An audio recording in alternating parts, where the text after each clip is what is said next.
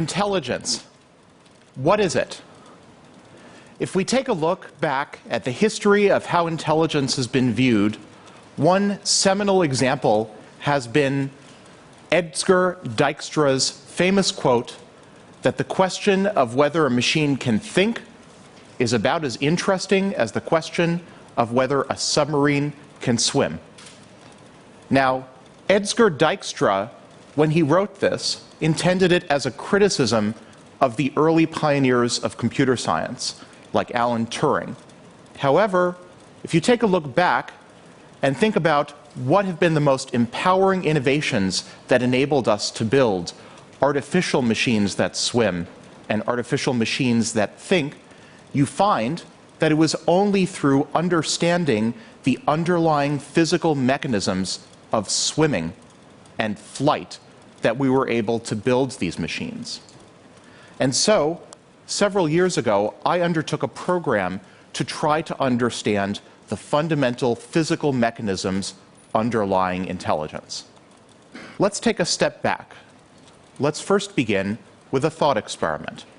Pretend that you're an alien race that doesn't know anything about Earth biology or Earth neuroscience or Earth intelligence, but you have amazing telescopes and you're able to watch the Earth, and you have amazingly long lives.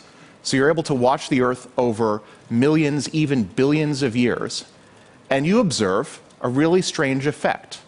You observe that over the course of the millennia, Earth is continually bombarded with asteroids up until a point, and that at some point, corresponding roughly to our year 2000 AD, asteroids that are on a collision course with the Earth that otherwise would have collided mysteriously get deflected or they detonate before they can hit the Earth.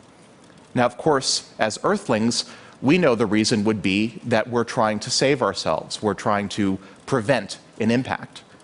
But if you're an alien race, doesn't know any of this, doesn't have any concept of Earth intelligence, you'd be forced to put together a physical theory that explains how, up until a certain point in time, asteroids that would demolish the surface of a planet mysteriously stop doing that. And so I claim that this is the same question as understanding the physical nature of intelligence.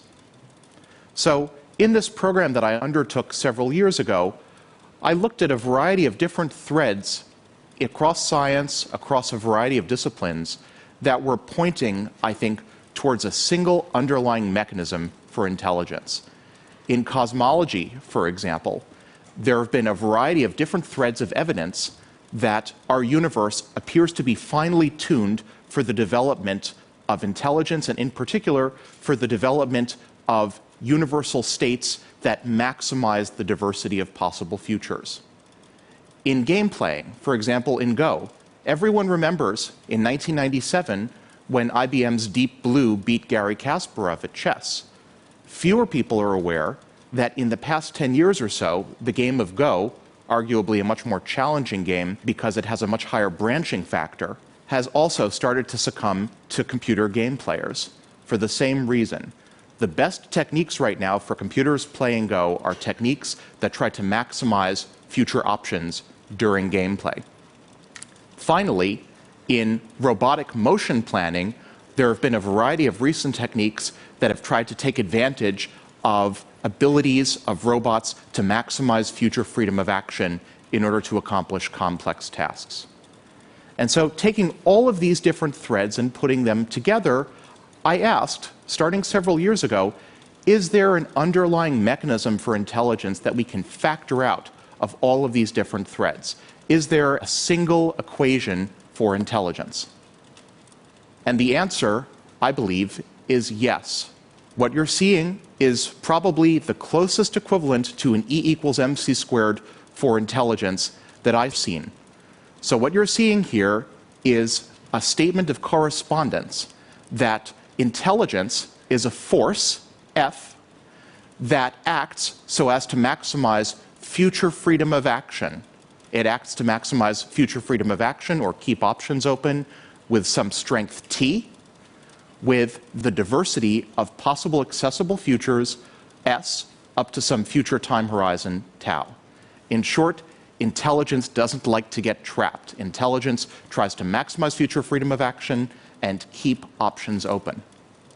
And so, given this one equation, it's natural to ask, so what can you do with this? How predictive is it? Does it predict human-level intelligence? Does it predict artificial intelligence? So I'm going to show you now a video that will, I think, demonstrate some of the amazing applications of just this single equation. Recent research in cosmology has suggested that universes that produce more disorder, or entropy, over their lifetimes should tend to have more favorable conditions for the existence of intelligent beings such as ourselves. But what if that tentative cosmological connection between entropy and intelligence hints at a deeper relationship? What if intelligent behavior doesn't just correlate with the production of long-term entropy, but actually emerges directly from it? To find out, we developed a software engine called Entropica, designed to maximize the production of long-term entropy of any system that it finds itself in. Amazingly, Entropica was able to pass multiple animal intelligence tests, play human games, and even earn money trading stocks, all without being instructed to do so. Here are some examples of Entropica in action. Just like a human standing upright without falling over, here we see Entropica automatically balancing a pole using a cart. This behavior is remarkable in part because we never gave Entropica a goal. It simply decided on its own to balance the pole. This balancing ability will have applications for humanoid robotics and human assistive technologies. Just as some animals can use objects in their environments as tools to reach into narrow spaces, here we see that Entropica, again, on its own initiative, was able to move a large disk representing an animal around so as to cause a small disk, representing a tool, to reach into a confined space holding a third disk and release the third disk from its initially fixed position. This tool use ability will have applications for smart manufacturing and agriculture. In addition, just as some other animals are able to cooperate by pulling opposite ends of a rope at the same time to release food, here we see that Entropica is able to accomplish a model version of that task. This cooperative ability has interesting implications for economic planning and a variety of other fields. Entropica is broadly applicable to a variety of domains. For example, here we see it successfully playing a game of Pong against itself, illustrating its potential for gaming. Here we see Entropica orchestrating new connections on a social network where friends are constantly falling out of touch and successfully keeping the network well connected. This same network orchestration ability also has applications in healthcare, energy, and intelligence. Here we see Entropica directing the paths of a fleet of ships, successfully discovering and utilizing the Panama Canal to globally extend its reach from the Atlantic to the Pacific. By the same token, Entropica is broadly applicable to problems in autonomous defense, logistics, and transportation. Finally, here we see Entropica spontaneously discovering and executing a buy low, sell high strategy on a simulated range-traded stock, successfully growing assets under management exponentially. This risk management ability will have broad applications in finance and insurance. So what you've just seen is that a variety of signature human, intelligent, cognitive behaviors, such as tool use and walking upright and social cooperation, all follow from a single equation, which drives a system to maximize its future freedom of action. Now, there's a profound irony here.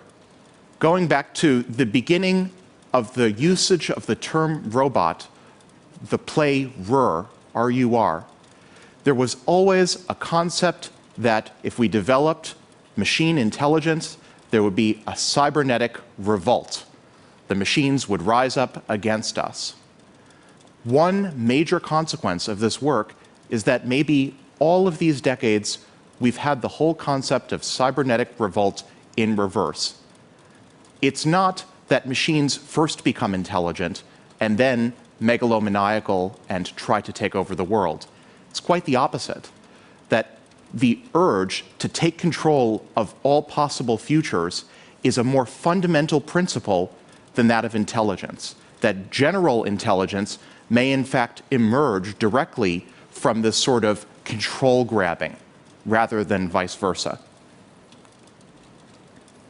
Another important consequence is goal seeking. I'm often asked, how does the ability to seek goals follow from this sort of framework? And the answer is, the ability to seek goals will follow directly from this in the following sense. Just like you would travel through a tunnel, a bottleneck in your future path space in order to achieve many other diverse objectives later on, or just like you would invest in a financial security, reducing your short-term liquidity in order to increase your wealth over the long term, goal seeking emerges directly from a long-term drive to increase future freedom of action. Finally, Richard Feynman, famous physicist, once wrote that if human civilization were destroyed and you could pass only a single concept on to our descendants to help them rebuild civilization, that concept should be that all matter around us is made out of tiny elements that attract each other when they're far apart, but repel each other when they're close together.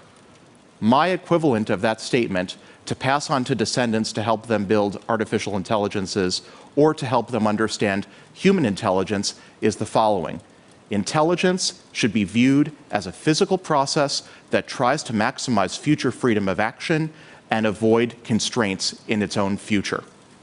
Thank you very much.